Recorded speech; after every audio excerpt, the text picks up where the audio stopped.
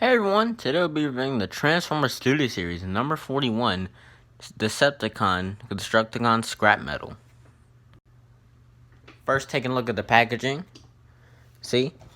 There's a pretty cool image of Scrap Metal right there. He's wanting you to give him something. He's 41 right there, Constructicon Scrap Metal, Transformers Revenge of the Fallen. On the side, you have an image of Devastator. On the other side, you have a close-up image on his face. On the back, you have some product shots of him as Robo Mode, Vehicle Mode, Transformers in 24 steps. That is it for the packaging. Now for the figure's accessory. I guess technically this could be an accessory. I guess it's used as a shield. It does have some detail right there or some wiring and stuff. It's not really the best accessory. You just plug in right here. It's pretty fine. I just kind of leave it right there. But now, taking a look at the details, I actually do kind of really like this figure. Some people don't like it, but I actually really do like it. It has a pretty nice head sculpt. It has some black around it with some nicely painted red eyes. You got some nice silver right here for the abdomen area, and also some parts right there. Got some nice detail right here. The arms, pretty nice. Got a detail right there. Nice. You got some blue right here for the lights. Pretty nicely done with this figure.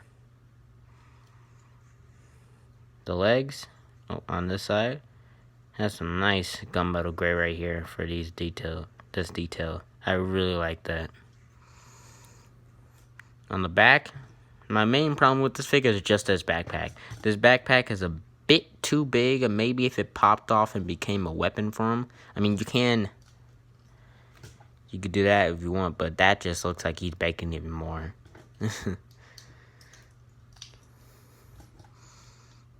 No, pretty nicely done with this figure.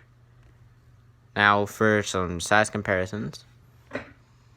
Here is next to Revenge of the Fallen Megatron, which basically this was the person basically was supposed to be the one to give his parts to him. They show a little bit of resemblance with the legs right there, as you can see. But Scrapper, in the movie, Scrapper was taken apart. And also, here he is next to a figure I got today. Here is Top Spin. This figure will be coming out next week. If you're wondering why I'm reviewing this older figures, because I was planning on reviewing this today because I wasn't expecting on getting any newer figures until my birthday. But I ended up finding this at Walmart, so I ended up picking it up, and his review will be coming out next week, so stay tuned for that. Just hope you enjoy this one till then.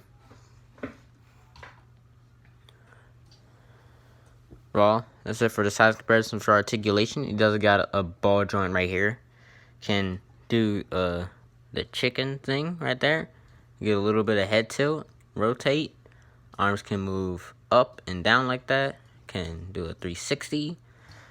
There's on a ball joint right here, which can rotate. You got a double bend at the elbow, and also the hands can hinge up and down due to transformation. Also, if you untap this, you can get a butterfly joint if you want. That doesn't look that good though.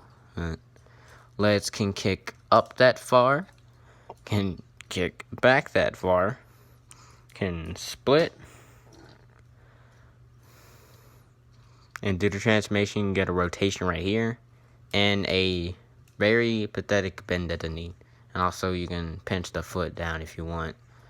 Overall, the articulation is pretty standard for a usual Hasbro figure. It's not siege level articulation, but you can work with it and get some pretty cool poses out of it if you try.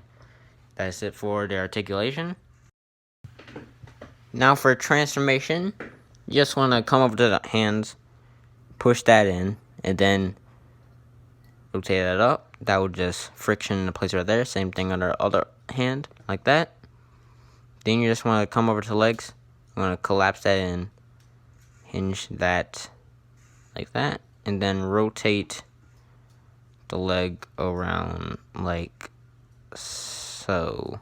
You want to do the same thing on the other side. Just collapse that, rotate this around, and collapse the foot. Then you want to untab this, straighten out his legs, untab these things, and then those will plug into that right there. I'm gonna take that out. Then you wanna come over here. I recommend just pulling on his head to get that out. I'm gonna fold that in, rotate his head around, and then collapse that back in. Then for the treads, just rotate this. You wanna keep this straight like that. Rotate this, and then there's a few places.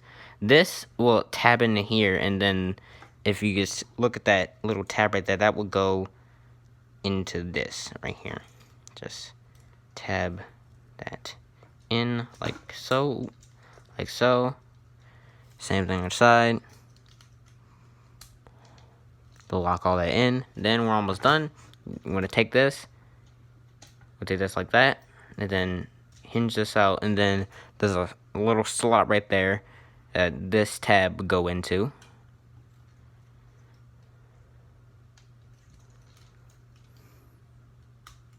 Like that, and then this will just rotate, and then you just use that double bend, okay, then hinge this up, and that would just slot into there like that. And then you want to take his little shield thing. You want to have this peg on this side so it can go into a hole right there, and then these two tabs go into these two slots.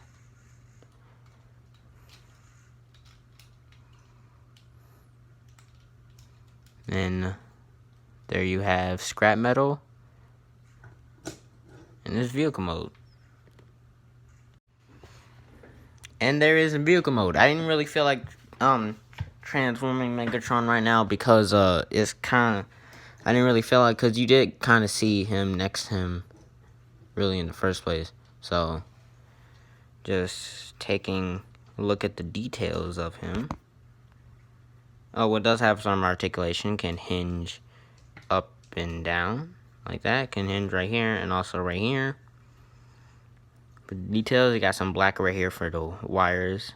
As you can see, I get there for the wires. You know, so got some details on our shovel. Got some details right here. Got some wiring right there for the top. You got a little gap right here, which is pretty annoying, but I can honestly deal with it. You got his head right there. The bottom is actually fine. Got a gap right there. And you got his chest right there. He does roll pretty nicely. Kind of just slides a little bit though. You got some blue right here for the cab. On this side too, on each side. Got some really nice detail for the treading area right here. All that silver, well, all that gunmetal gray. It's honestly a really nice vehicle model. I love this. I forgot what the name of this was.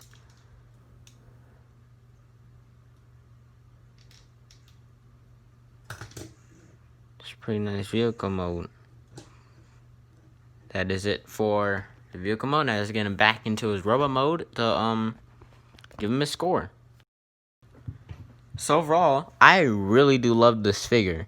It has some nice weight to it. Also, I forgot to mention, the plastic quality on this figure is really good. I remember one time my mom accidentally knocked it off the shelf. It landed right on his head and nothing broke. No crack or anything.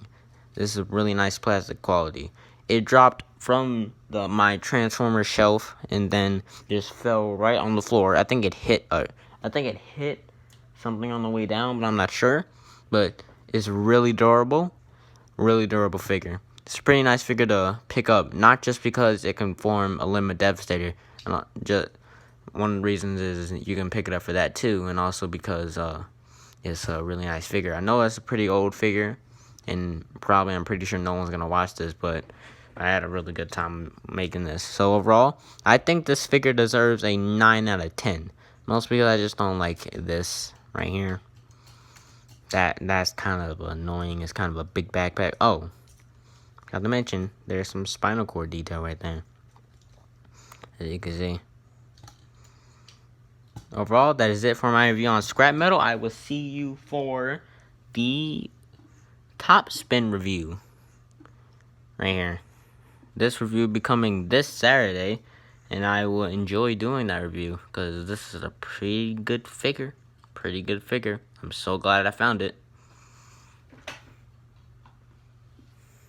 So that's it. I'll see you in the next one.